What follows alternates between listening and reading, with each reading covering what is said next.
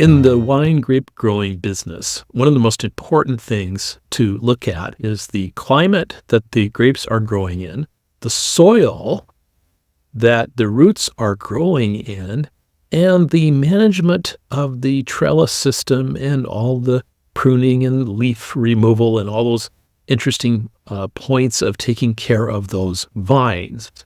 Nutrients in the soil are crucial, but what's really important are how the roots are accessing the water, the nutrients, and all the things that make for good grapes. Bad roots, you get bad fruits. You can make bad wine from good grapes, but you can't make good wine from bad grapes.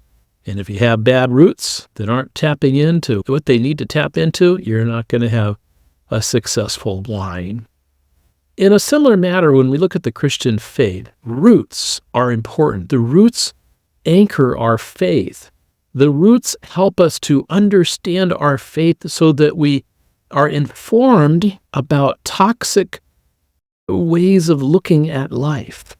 Good roots in our Christian faith means that we go back to the history.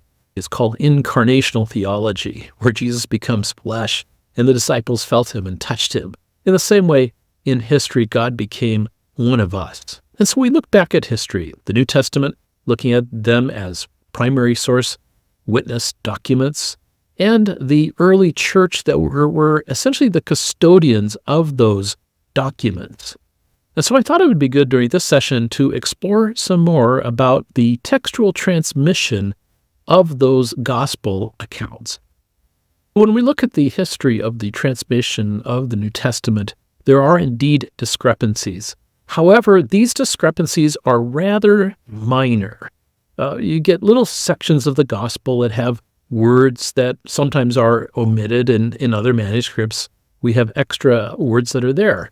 Many of those additions can be explained by scribal additions on the side of the Bibles that were written, kind of like the Bibles that I have in my office, where I take little liberties to write on the side of the passage my comments. Well, evidently that's what happened with the scribes. However, we have checks and balances. We know from the early church what the verses actually said based upon the sermons and the writings of the early church fathers. And so we have a way of restoring the textual integrity just by looking at the church fathers. For example, if you take the longer ending of the Gospel of Mark, there's a version in which Jesus rises from the dead and shows himself, and even promises that certain signs shall follow those that believe. Well, in some of the earliest manuscripts that we found, it's not in there. However, the early church fathers supplied reasons for believing that it was authentic. Jerome, in particular, added that longer version to his Vulgate translation. We know in the early church that Irenaeus, who lived in the late 2nd century, he did a lot of research on the book of Revelation, and he actually talks about how the ancient and most reliable manuscripts he consulted had a certain translation of the number 666 in the book of Revelation. So that means that Irenaeus in 180 AD had access to a number of different versions of the New Testament that was around at that time.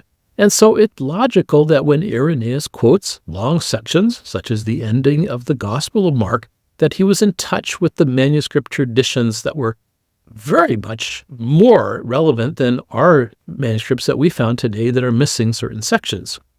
Irenaeus, in particular, quotes Mark as the author of the longer ending of the book of Mark. So you can find arguments like that in a book that was released not too long ago called New Testament Textual Analysis by James Snap, Jr. James Snap argues, based upon the early church fathers, little changes here and there that the scribes have made are not real evidence of substantial tampering in the sense of really messing up and modifying the teachings of the New Testament. I like to think of it kind of like a recording. Back in the days when we had record players, we would record things from one record player to a cassette tape. And in that process, there would be little scratches and little snaps and pops. Well, those snaps and pops were not there in the original recording, but they're the result of the transmission of one recording being recorded by another. It doesn't take much more than common sense to know what's a snap and what's a pop. In the same way, when we look at variant readings, we can look at them and realize, they just kind of help explain certain passages and what the early church thought about them in relationship to what the teaching was that they interpreted at the time. And this is pretty much what Sir Frederick Kenyon, who was the principal librarian way back many years ago, said, that we have a better attested collection of the New Testament than any other work of classical antiquity.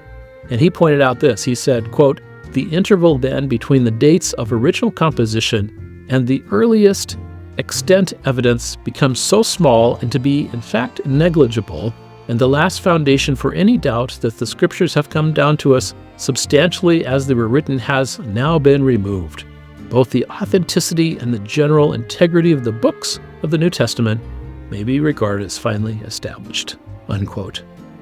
There are intrinsic qualities of variance in the New Testament, some that are minor, and each one of those sources they look at in the field of textual criticism, and they consider these things.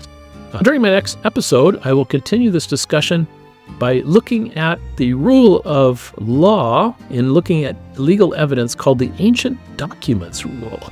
And I'll be looking at how we can trust the New Testament as an ancient document that has been passed on by the proper custodians who are taking care of it.